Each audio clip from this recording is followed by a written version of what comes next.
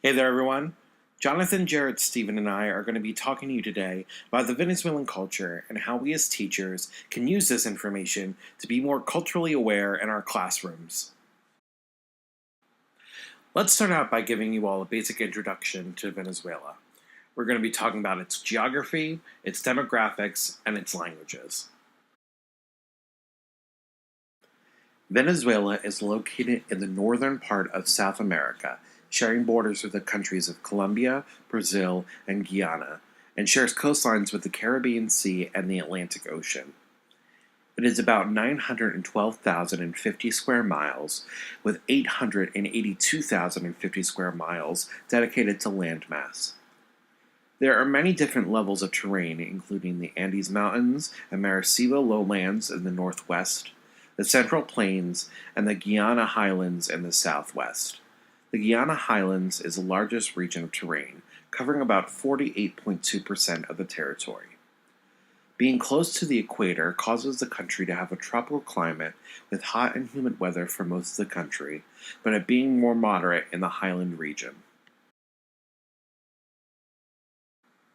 The capital city of Venezuela is Caracas, which is located in the northern central part of the country.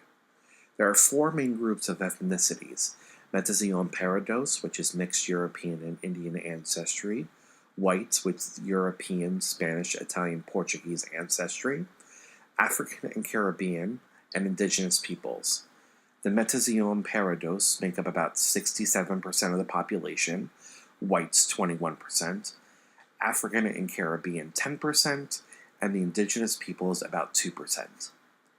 40% of the population is between the ages of 25 and 54, with the next largest group being ages 0 to 14 at 27.04%.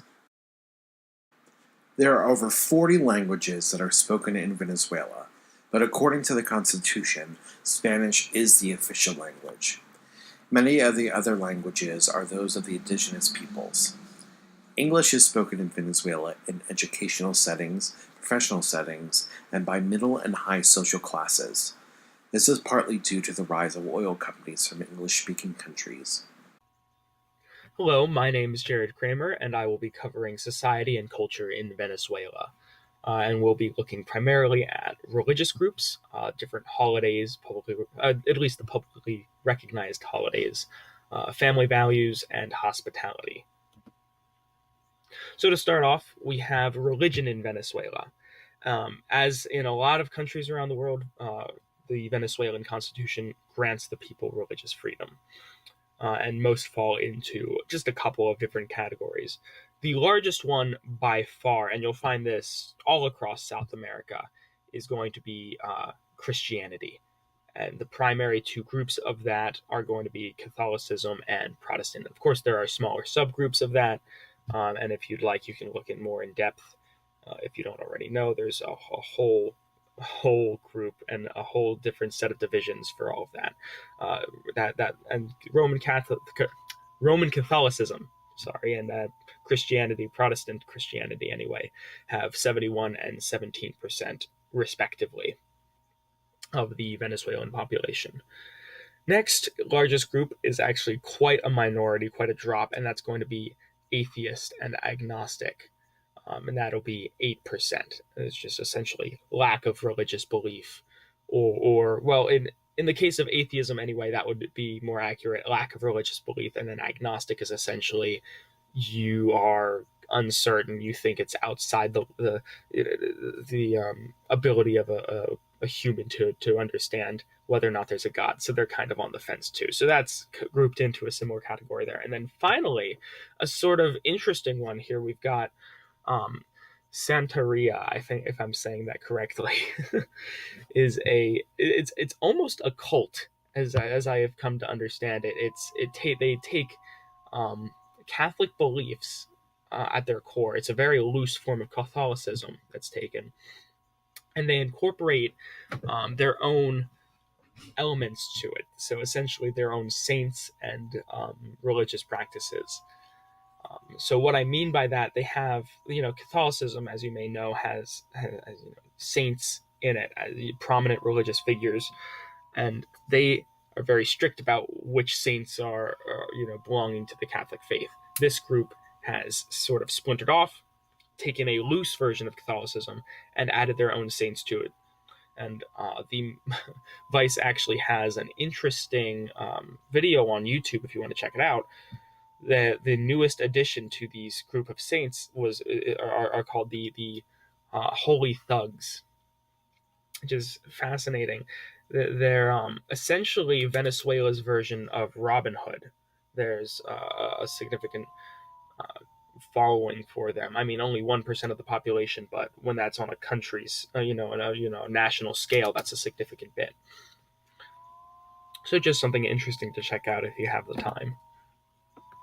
And then holidays. So Venezuela, like most countries, including the United States, has a significant number of holidays. They've got 36 public holidays, which are the ones that I could find that were officially recognized by the Venezuelan government. And so you'll see actually a large Catholic influence on a lot of these holidays. 15 of the 36, so nearly half of them, are centered almost entirely around Catholicism. And they do not have any other nationally recognized religious holidays, interestingly. So some of those you'll recognize, like Christmas, but others you may not know. Carnival, which is actually a popular holiday around the world, in fact, just because of the scope of Catholicism as a religion, brought over to Venezuela by the Spanish, naturally, during their colonization and during the Second Spanish Empire. And you'll see that a lot actually in Europe, in Germany, France, Spain, Italy. They'll all have a version of Carnival, which is the period leading up to Lent, which is also a Catholic holiday. So 15 of those 36 are Catholic. And then there's also holidays that are focused on the political history of Venezuela, similar to our Independence Day, different significant battles in Venezuelan history, and 13 of their 36 holidays are going to be focused on politics. And then finally, we've got holidays that are focused on appreciation of a certain group, be it Mother's Day, Father's Day. They've got Children's Day. They even have a Teacher's Appreciation Day, and 8 of those different sort of appreciation days in total. And what you'll find with a lot of these holidays, interestingly enough, is that they share the name with the American version of the holiday, but a little, some of them will share the name. So, you'll have Mother's Day, Father's Day, you'll have Christmas, New Year's, Labor Day, but some, like New Year's, for instance, their New Year's Day and New Year's Eve are holidays that share a name but have a different meaning behind them. So not only are they celebrating the beginning of the year for New Year's Day, but they're also celebrating the end of a civil war. So something to keep in mind when researching Venezuelan holidays for your Venezuelan students. Make sure that even if the name is the same, that the meaning behind it is the same, or at least that you understand the meaning behind it if it's not the same. All right, then we have family values. And so a lot of the times in South American countries, you'll see these cultural similarities. And one of those is the reliance on a family structure. It's the backbone of their society, the backbone of their social structure.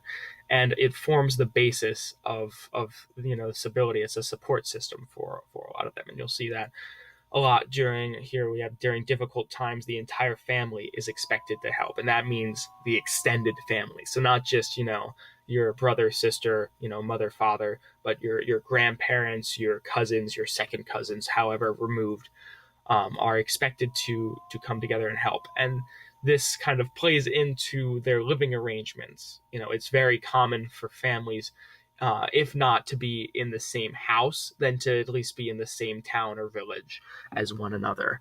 And Venezuelan values dictate that that family is taken care of, by the younger parents, younger children. So elders, grandparents will often live with their children, which, while not unheard of in the United States, is not at least I think, not very common.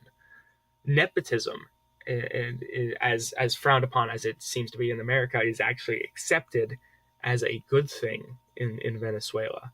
It's seen as a display of trust, and kind of symbolic for trust in importance. It's putting trust above potentially quality of work, which is interesting.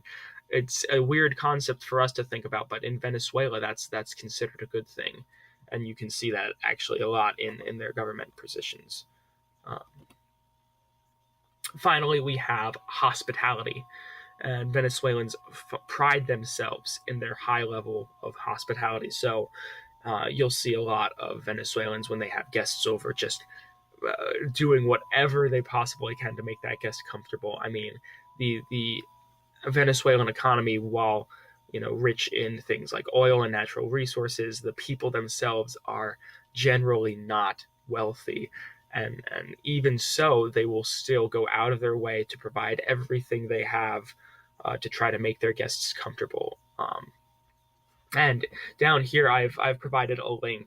I know you probably can't click on it in the video, but I can at least put it in the description as a comment or something. You can check that out. That's a missionary who went down to Venezuela, and he has some interesting stories. There's a whole series of videos that he has about Venezuela in particular, just for a firsthand account if you're interested. And he'll talk about a little bit about Venezuelan social customs. One of which that kind of differs significantly from that of the United States is the custom to show up late to social events, particularly when you're invited over to a Venezuelan's home. You're expected to show up 15 to even a half an hour late. It is polite, as opposed to our American culture. We kind of heavily influenced by German there. We want to show up right on time. If not, just a little bit late maybe is acceptable, but it's almost an insult. In Venezuela, the reverse is true. To show up early is to display greed. My name is Stephen Van Vechten. I'll be covering the etiquette and customs of Venezuela. When meeting someone, you always want to approach them with a handshake and direct eye contact, showing respect towards the individual. When meeting a group, you always address the eldest person first. Since they are the oldest, they are seen as the wisest, which you need to show respect by addressing them accordingly. When saying goodbye, you address person individually instead of as a group. And when giving gifts, never give a handkerchief because in Venezuelan culture it is seen as unlucky. And when invited to a dinner party, you always send flowers before arriving to state that you are coming, and also to show the host that you are going to be grateful for what they provide. And when sending notes to someone, you always want to send a handwritten note. It's more personable than just simply typing one out and sending that. When dining at someone's house, always arrive 15 to 30 minutes later than invited. In Venezuelan culture, when you arrive on time, you are seen as eager, which means you are greedy. This goes against American thinking, because if you are late, that means you simply do not care about the event that is occurring. But in Venezuelan culture, you are interpreted as a greedy person. So always arrive a little bit later than what you are invited at. For dress code, you want to dress conservatively without being too flashy. If you're dressed too flashy, it can be seen as that you're trying to be the center of attention when it should be the host who is the center of attention. When offered coffee or some other condiment, you always want to accept it. It is a sign of hospitality and also that you are engaged with the host. So, table manners in Venezuela, the guests should always wait till the host tell them where to sit. This shows respect to the host and to their environment, that they are in control of what's happening. It's customary for everyone to say bueno provecho, which means enjoy your meal, before taking your first bite. The host will always make the first toast before you take a sip of your drink. And also, once you are done eating, place the knife and fork diagonally across the plate.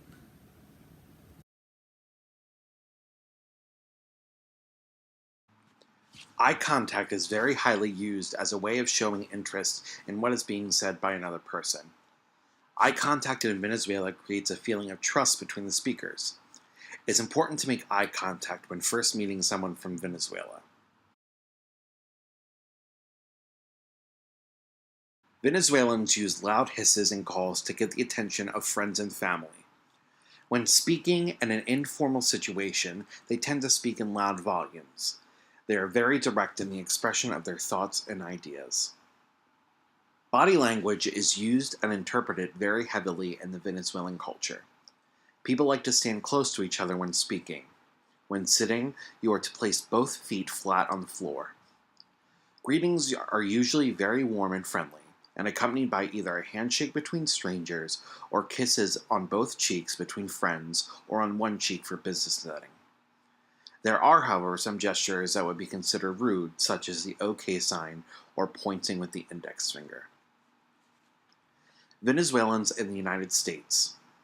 The main reason most Venezuelans, This section both will be children discussing and the adults, history come of to the U.S. conflict is for in educational Venezuela. purposes. Out of the The entire timeline Hispanic starts population back living in the United dating States, in the Venezuelans 1920s. rank From the 13th. 1920s to the Because of the 1970s, the Venezuelans' high world's regard for largest education, oil they have reserve higher was educational found levels in than other Venezuela. Hispanic groups in the U.S. With that being said, Looking there at was a high comparison between the demand U.S. and on Venezuelan oil educational systems shows that they are exports roughly the same from that structure. time. 1980 through 1990, the country faced a massive debt whenever the prices of oil fell dramatically all around the globe. In 1998, Hugo Chavez was elected president, and he made promises to restore the country's health by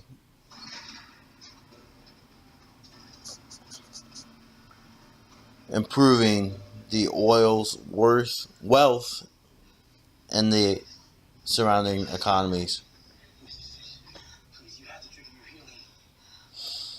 In 2000, Chavez expanded social services,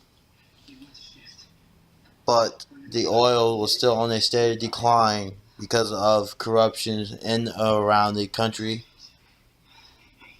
In 2010 to 2012, an attempt to make an economic reform failed, causing there to be a steady decline still. All problems truly began in 2016 when the economy faced the true economic crisis, and healthcare systems began to lack funding, hunger, and nutrition, and child mortality rates began to increase dramatically, which caused an alarming rate of infectious diseases. Migrants are different than refugees. Refugees are forced to leave a country. Asylum seekers can be both refugees or migrants. They just have to apply for long-term stay. Because of the threat of violence, most Venezuelans are becoming migrants, and some are fleeing to become refugees because of the threat. Hundreds of thousands of Venezuelans have received legal asylum in their respective host countries. The crisis has a major effect when it comes to the children. The children are by far the most vulnerable of all citizens in these countries. They are at risk of hunger, malnutrition, and death. At a greater exploitation, they have more to fear from their families because of the chance of being exploited by their families. There's many ways that everyone around the world can help. Many countries can offer asylum to Venezuelans, uh, but to help individually, Many people who are religious can offer a prayer that can go a long way, um, because the Venezuelan culture is so heavily involved with their religion that prayer is a lot to them. Worldview crisis. Efforts to help the country went into effect in 2018 by the Worldview staff. In Colombia, they have over 400 people. They have helped over 400,000 people by giving them food, healthcare, and economic empowerment. Ecuador has contributed by giving hygiene kits and children protection, and many of the other countries surrounding them, like Peru and Brazil, have done the same.